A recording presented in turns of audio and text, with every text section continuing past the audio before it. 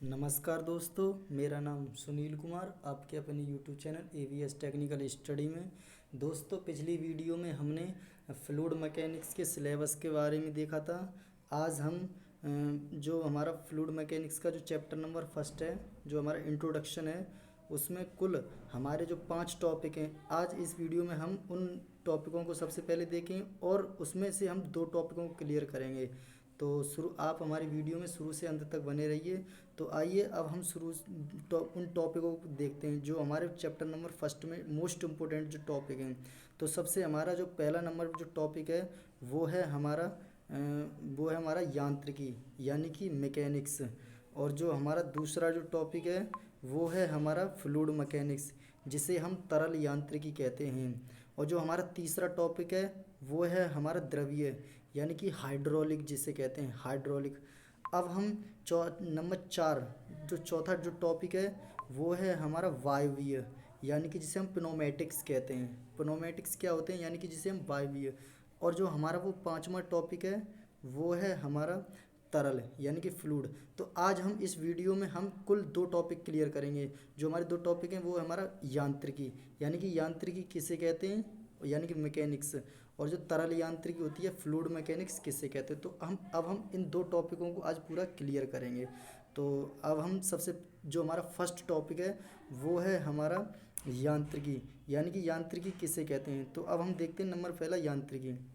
जो यांत्रिकी होती है वो यांत्रिकी विज्ञान यानी कि मैकेनिक्स जो होती है साइंस की वह शाखा होती है जिसके द्वारा किसी भी पिंड यानी कि पिंड को हम क्या कहते हैं, बॉडी भी कहते हैं, किसी भी बॉडी पर लगने वाले बलों, ये सॉरी बालों नहीं है बलों हैं, क्या है लगने वाले बलों तथा उनके प्रभावों का अध्ययन किया जाता है। यांत्रिकी जो होती है विज्ञान की वह शाखा होती है जिसके द्वारा किसी भी बॉडी या किसी भी पिंड पर लगने वाले बलों तथा उनके प्रभावों को मतलब किसी भी बॉडी में कितने इफेक्ट हो रहे हैं या किसी भी प्रकार की कितनी कमियां हो रही हैं या उसकी लेंथ में कमी हो रही है ये, और उनके जब कोई भी बॉडी होती है, कोई भी बॉडी है, किसी भी बॉडी पर लगने वाले बल तथा उनके प्रभावों का अध्ययन किया जाता है, तो हम उसे कहेंगे कि वह क्या कहलाती है, यांत्रिकी कहलाती है। क्या कहलाती है, यांत्रिकी, मैकेनिक्स कहते हैं। अब हम हमारा मैकेनिक्स यानी कि अब हम सबसे पहले पढ़ेंगे ब्रांच ऑफ मैकेनिक्स, मैकेनिक्स की शाखाएं। मैकेनिक्स की जो शाखाएं होती हैं यांत्रिकी को निम्नलिखित 3 रूपों में विभाजित किया जाता है जो कि निम्नलिखित हैं। सबसे नंबर फर्स्ट पे हमारी आती है इंजीनियरिंग मैकेनिक्स।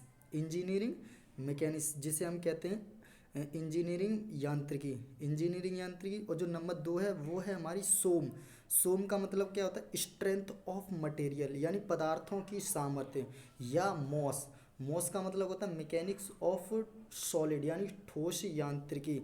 अब जो हमारा तीसरा रूप है वो है हमारा फ्लूइड मैकेनिक्स। फ्लूइड मैकेनिक्स को हम क्या कहते हैं, तरल यांत्रिकी कहते हैं। जो तरल यांत्रिकी है वही हमारा मोस्ट इम्पोर्टेंट है। इसी के बारे में हम डिस्कस करेंगे इस फ्लूइड मैकेनिक्स में। तो आइए अब हम अगला देखते हैं क्या है। अब हम जो हमारा दूसरा टॉपिक है वो है हमारा फ्लूइड मैकेनिक्स। फ्लूइड मैकेनिक्स किसे कहते हैं, जो हमारा फ्लूइड मैकेनिक्स होता है तरल यांत्रिकी।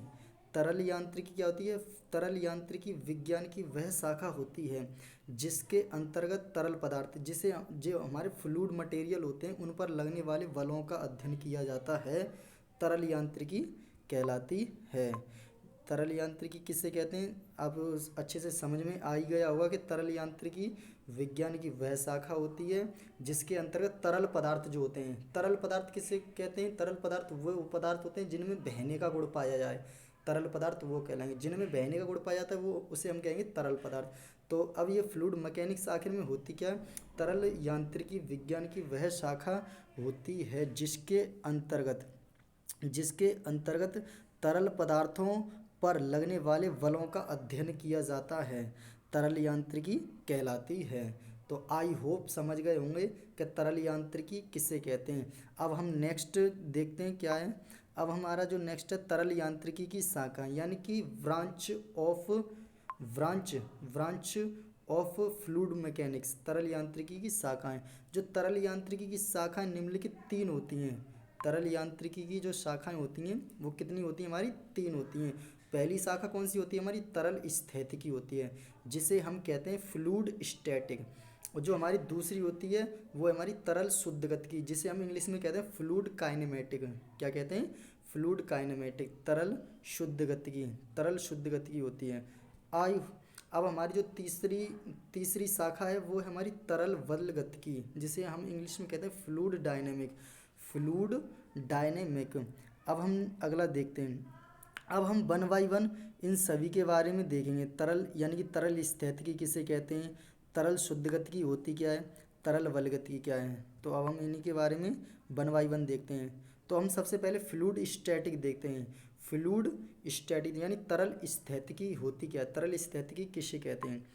तरल स्थैतिकी तरल यांत्रिकी के अंतर्गत, यानी तरल यांत्रिकी एक तो ये फ्लूइड मैकेनिक्स की ब्रांच होती है ना, तो इसी के लिए हम कहेंगे तरल यांत्रिकी के अंतर्गत किसी तरल पदार्थों पर, जो हमारे तरल पदार्थ होते हैं उनकी विराम की अवस्था में लगने वाले, जब कोई भी हमारे तरल पदार्थ होंगे अगर विराम अवस्था में होंगे और विराम की अवस्था में उन्हीं पर लगने वाले बलों, यानी जो भी फोर्स लगेंगे बल की अवस्था, बलों का अध्ययन करते हैं, तरल स्थैतिकी कहलाती है, तरल स्थैतिकी कहलाती है।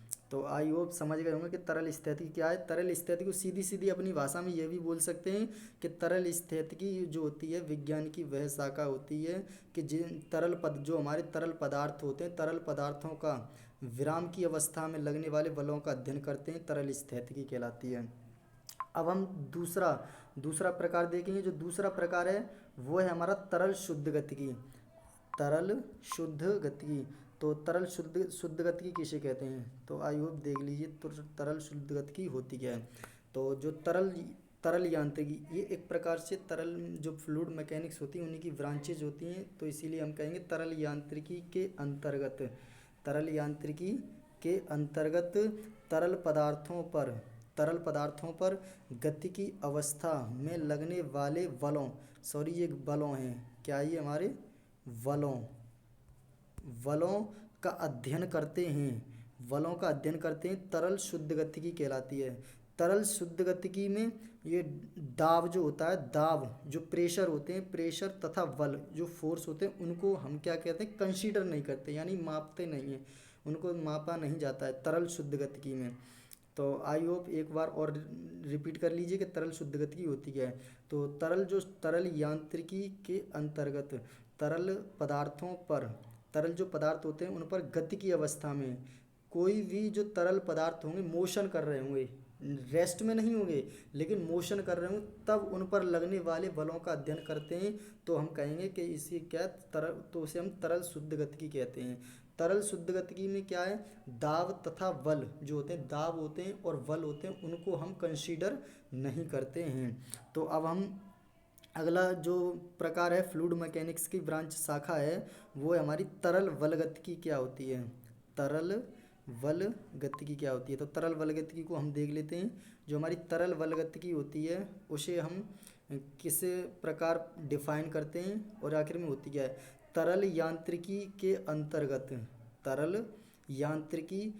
अंतर्गत किसी तरल पदार्थों पर क्या होता है? गति के साथ साथ लगने वाले बलों का अध्ययन किया जाता है। तरल वलगतिकी में क्या होता है कि जो हमारी तरल वलगतिकी होती है वो हमारे जो तरल फ्लूइड जो होते हैं, तरल पदार्थ होते हैं, उन पर क्या होता है? गति के साथ साथ गति भी कर रही होगी, उन गति के साथ साथ बलों का अध्ययन किया जाता है, तो हम कहेंगे उसे तरल वलगतिकी कहते हैं। तरल वलगतिकी में क्या होता है? दाब तथा बल उनको कंसीडर किया जाता है, मापा जाता है, कंसीडर किया जाता है। तो आई होप अब आप समझ गए होंगे ये सभी दो हमने टॉपिक कराए थे। आखिर मैकेनिक्स किसे कहते हैं, मैकेनिक्स की ब्रांचेज भी हमने करा दी हैं, मैकेनिक्स की जो ब्रांचें हैं वो भी करा दी, और फ्लूइड मैकेनिक्स भी आपको क्लियर करा दिया, फ्लूइड मैकेनिक्स किसे कहते हैं और जो फ्लूइड मैकेनिक्स की ब्रांच हैं वो भी आपको क्लियर करा दिया। तो अब हम जो नेक्स्ट टॉपिक जो हैं वो हम आपको अगली वीडियो में क्लियर कराएंगे। जो हमारे नेक्स्ट टॉपिक हैं, 3 जो टॉपिक बचते हैं वो हमारे द्रवीय हाइड्रोलिक होता है, और एक द्रवीय वायवीय प्नौमेटिक होते हैं, और एक फ्लूइड होते हैं। तो जो हमारे 3 टॉपिक हैं वो हम नेक्स्ट वीडियो में आपको क्लियर करा देंगे। तो आई होप आपको दो टॉपिक कराए थे वो आपको अच्छे से समझ में आए होंगे। अगर आपको ये अगर आपको ये वीडियो अच्छी लगी हो तो वीडियो को लाइक शेयर एंड सब्सक्राइब करना ना भूलें। तब तक के लिए जय हिंद जय भारत।